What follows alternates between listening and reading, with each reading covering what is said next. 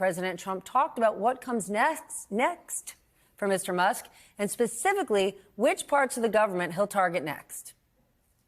I've instructed him go into education, go into military, go into other things as we go along. And they're finding massive amounts of fraud, abuse, waste, all of these things. So, but I will pick out a target and I say go in.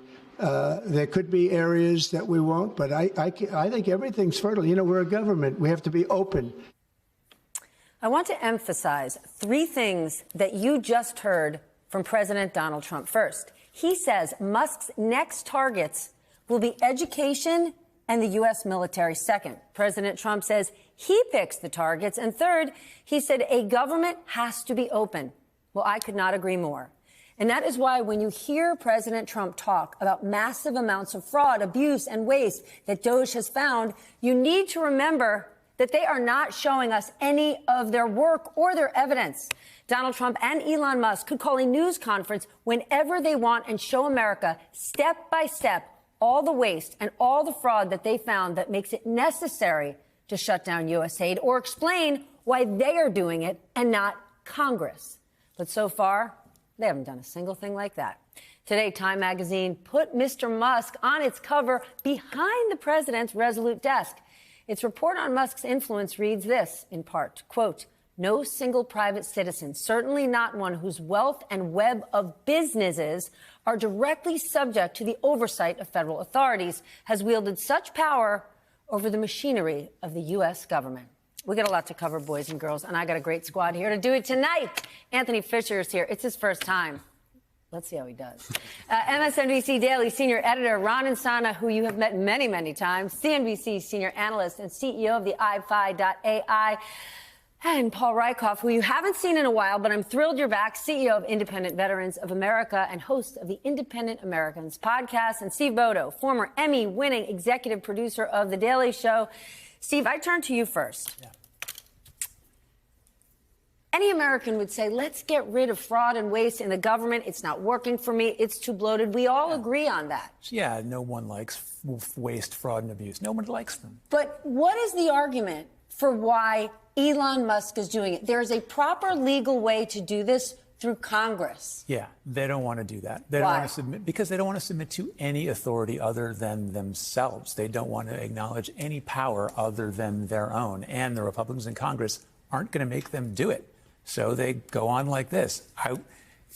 Maybe there's some fraud, maybe there's some abuse. Great, let's get rid of it. Let's do it within the bounds of the law, which is, I don't know.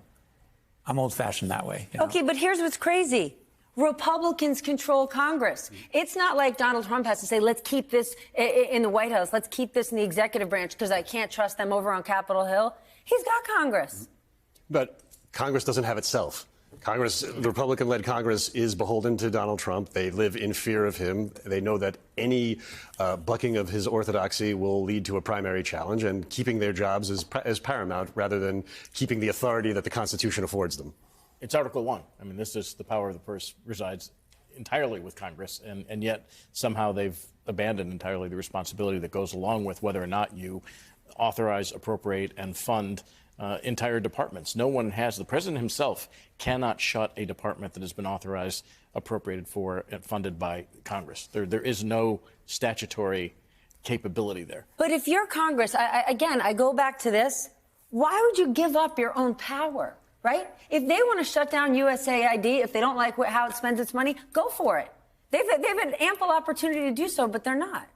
No, it's hard to explain whether this is right. I mean, they're abandoning their power in fear of the president. Do they want to get primaried by someone in their next that's round of the elections? worst thing in the world. Yeah, well, apparently it is. But for Trump, it's fast, it's dirty, and so far it's effective. Yeah. He's daring the world to stop him, just like he has his entire life, and they're not stopping him. So he's going to continue to push the pace. He's going to continue to go outside the box. He's going to continue to blow things up and use Musk and anything else he can to further his radical, extreme agenda of taking over the government and snatching the levers of power. And we should be really watching when he says, I'm going for the military. He's right. He went with Hegseth first. He's going for the Pentagon first, because when you break into a house and take it over, you go for the gun closet first. He knows the military is the most powerful. He knows it's the most influential. It's the biggest employer. It's got the biggest budget, and it's got the guns. So that's where he's going first, and he's leading his entire strategy with and at the Pentagon. Is he not concerned, though, that he will lose support from his voters? Right?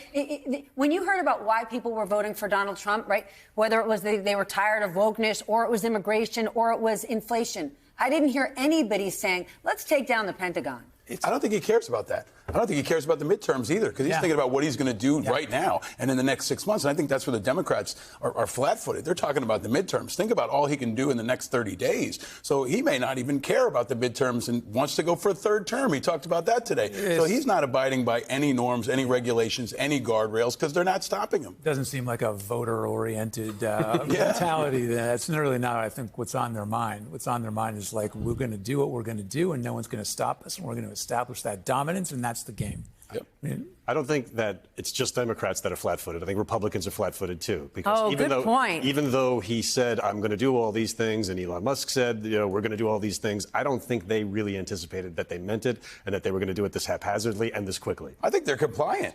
I mean, they're a part of this. I mean, they're enablers and facilitators, and some of them are along for the ride all the way to the top. I just don't think they expected it. They're also scared. Some of them help plan it. Name one person in Congress, honestly, who has the guts to go toe-to-toe against Elon Musk or Donald Trump. One person.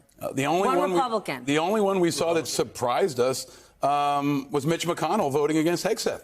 And now he's fallen down a couple of times since, and he might not be around for long. But, we're going to find unlikely opposition, and we got to take it where we can get it. And Mitch McConnell, one vote away, they could have stopped Hegseth. None of this is normal. None of it's inevitable. None of it's, you can't just give up everything. Mitch McConnell, if he thought that his vote was going to decide that, he would have voted the other way. He's no John McCain. No, he's no John McCain. He wasn't pulling but we can't give up every fight and just assume that they're always going to fall. I mean, every fight, they got to fight for every inch. And now they got to do the same with Gabbard, and they got to do the same with Kennedy. And that's going to be the new norm. I'm just saying, forgive me for being cynical about Mitch McConnell. Oh, I'm cynical about all. Sana. Yes, ma'am. CFPB, Consumer Financial Protection Bureau, the agency that was created to protect people from predatory lending. When you think about the payday lenders, when you think about all the people who are taken advantage of leading up to the housing crisis, the idea was, let's create this to make sure this doesn't happen to people. What do we hear today? Elon Musk over Twitter, RIP CFPB. And then within hours, the main page of the website appears to be down tonight. Now, if you want to argue that agency wasn't functioning well, it was redundant, we want to take the efforts they were supposed to be doing and put it under the SEC or someone else, go for it. Get in front of the podium, speak to the American people, and tell them. But tell them what, though, that the CFPB returned $21 billion to consumers? Yeah, great point. But you could say, listen, we're going to streamline it and we're going to move it here and X, Y, and Z. But they didn't do that, right? All they did was have Elon Musk make a mockery of an agency that protects people from losing all their money. And so it's not just the Democrats are flat-footed. They're not even saying anything. With Elon Musk in particular, I mean, the president can try to do whatever he wants to do within his statutory, legal, and constitutional authorities, but Elon Musk has none of those. And yet there is no one standing out in front of the public in every form of media, social, traditional, or otherwise, in the opposition party that's saying, not only is this illegal, this is unprecedented. There is no single private individual, maybe with the exception of J.P. Morgan in 1907, who bailed out Wall Street and saved the system. There's no one who's been that powerful in over 100 years, and that was one discrete episode. This is across the entirety of government, and people are just falling down and letting it happen. It is wildly inexplicable. Okay, well, here's one. So they're searching for waste, fraud, and abuse, okay? And they're doing it across the government. They don't have to search. We know that there was hundreds of billions in fraud from the PPP loan program during COVID. Why not take the DOGE efforts and say, we're going to go after that? Because it doesn't further their agenda.